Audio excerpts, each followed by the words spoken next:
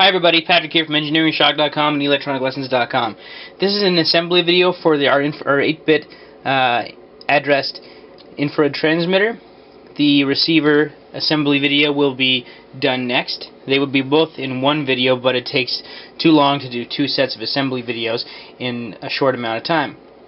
So for those of you who haven't seen what this does, you've got an 8-bit infrared transmitter and an 8-bit infrared receiver. The receiver sensor is here. Your 8-bit address is set using these two dip switches. You have to match the address on the transmitter to the receiver, or else it will not communicate, which makes it kind of cool. You can set it up so that only you know the code, and using these 4 buttons you can turn on these relays. Now if you want to see a demonstration of that, look on my channel, look back one video. We're selling this as modules and as kits. The modules are $23, and that includes the transmitter and receiver board sealed in an ESD bag, and 2 power connectors that requires 5 volts, and $21 for the do-it-yourself kit. And of course we have sales, so it might be even less occasionally. But anyway, you can find that on EngineeringShock and ElectronicLessons.com. Today I'm going to show you how to put together the transmitter. Now when you buy the kit, you get these 2 bags. We're going to show you how to put together this one today, and they're in sealed ESD bags. And all of the components, all of the sensitive components are in foam. So let's open up the transmitter bag and see what we have to work with here. This is what comes with the kit. You got your custom PCB, your crystal oscillator, your encoder IC, a socket, 8-pin dip switch to enter in your 8-bit address, a power plug so you can wire it up. It's got a red and a black connector that plugs into this little onboard plug that will be soldering directly to the board. You've got 4 resistors, 100 ohms, 300 ohms, 10 mega ohms, and 4.7 kilo ohms. You've got a switching transistor, an on-off switch, a 2-pin header, a power diode, 4 buttons, an electrolytic capacitor, 220 microfarads, a red LED indicator of power. When you've applied power, this red LED will turn on. Your infrared transmitter LED, 2 ceramic capacitors labeled 101, which is 100 picofarad. They work with the crystal oscillator. So first of all, let's put our resistors in, and then we'll put our capacitors in. Our 4 resistors go into the slots R1, R2, R10, and R3. R3 is 300 ohms. R1 is our 10 mega ohm. R2 is our 100 ohm. And R10 is our 4.7 kilo ohm. So since they have no polarity, solder them into place, and then we'll do our capacitors. Okay, an easy part. Your 2 100 picofarad capacitors, they're ceramic, they're not polarized, they can be placed either way. They're labeled 101. They can be placed in the C1 and the C2 slots. So place those in, solder them into place. Your 220 microfarad electrolytic capacitor can be placed in C9. Now on C9 you'll notice on the top there is a plus symbol, and on the bottom there is not. The plus symbol is indicated at the positive side of the capacitor. The positive side of the capacitor is the longer lead. So place the longer lead of your capacitor in the side of the slot with the plus symbol, and the short lead in the bottom slot. Don't reverse it. If you reverse it and you power it up, you're going to have a bad day. So let's get that done, and next we'll do the buttons. Look at us go, we're almost there. 4 buttons, S4, S3, S2, S1. They really only fit in one way. Take your time, pop them into place. Make sure that when you solder them, they're level on the board. If they're popping out, you know, it's not going to be fun if you soldered it and then you look and realize that it's slanted. You want to make sure that they're nicely firmly planted into the board, and that they're nice and horizontal. So solder those in. They've got 4 pins on each of them, so that's 16 pins. And after that, we'll do the crystal and the transistor. crystal labeled 455K on the top can be placed in the X3 slot. It's a crystal, it doesn't have a polarity, you can place it in either way. The power diode is placed in the D7 slot. And if you look on the diode, you might not be able to see it here, but there is a white side of the diode and there is a black side of the diode.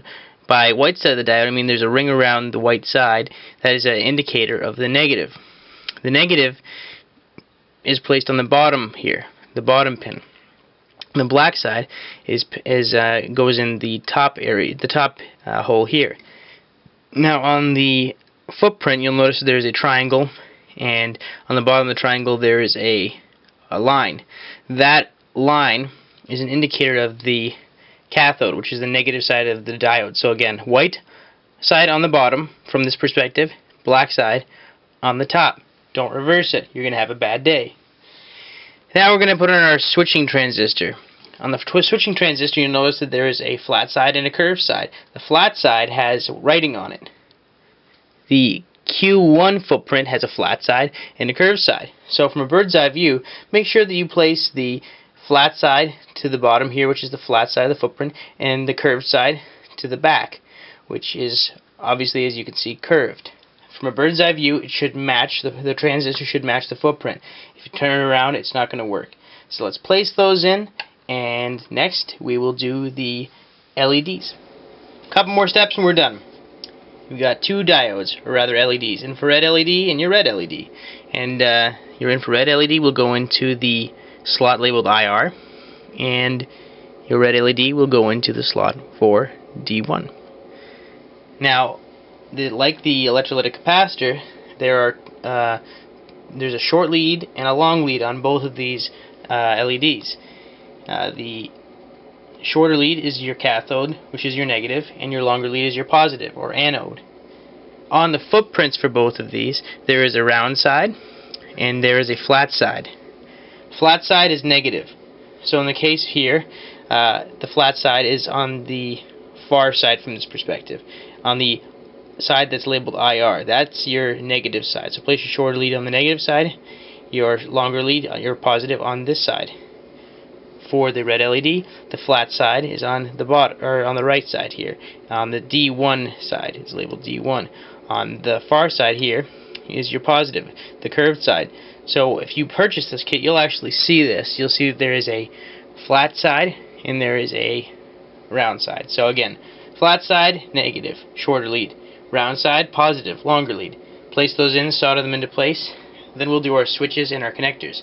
And then lastly, we will do our socket and our dips. I forgot to mention something very important. What I'm going to do is I'm actually going to put this in a certain way so you can aim it like a remote.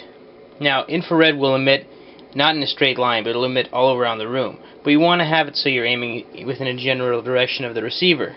So instead of having it aiming upwards, we want it aiming this way. So what I'm going to do is I'm going to take my short lead facing right and my longer lead to the left. I'm going to place in the hole, or rather holes,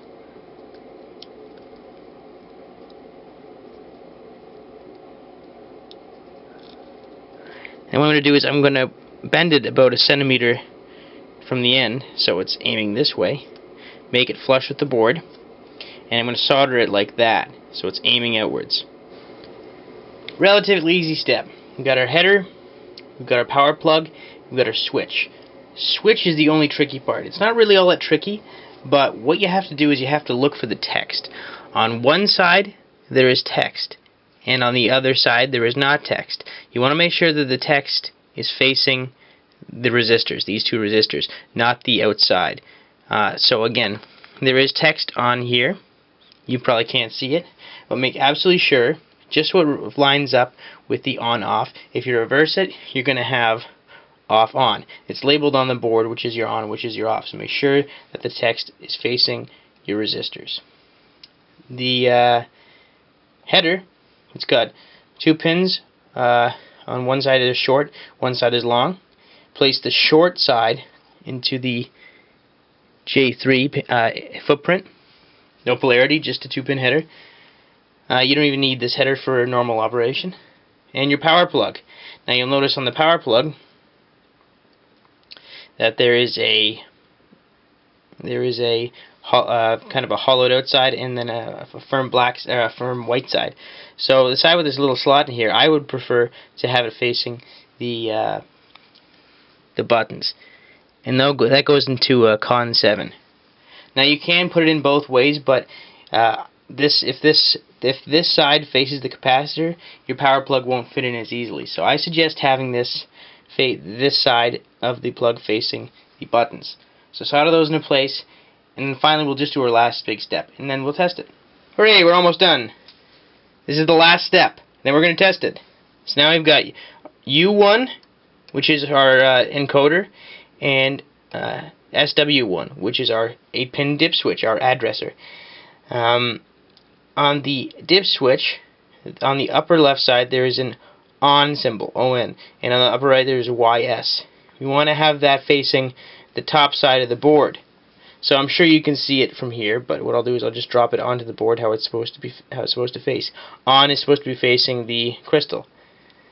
Now don't turn that around, because we're going to have to follow the same orientation when we make our receiver board in the next video. Anyway, I'll take this out of the way. We're going to solder that into place. 16 pins. Now you got our socket and our IC, our chip. Now the socket, on the left side of the socket there is a notch. You might not be able to see it from here, but you might be able to see the notch on the U1 footprint on the left hand side. Now that has to match up from a bird's eye view with the notch on the socket, because on the chip there is a notch as well. You want the notch on the chip and the socket to be facing left from this perspective. Match those up. If you turn the IC around, your circuit is not going to work, and you might damage your chip.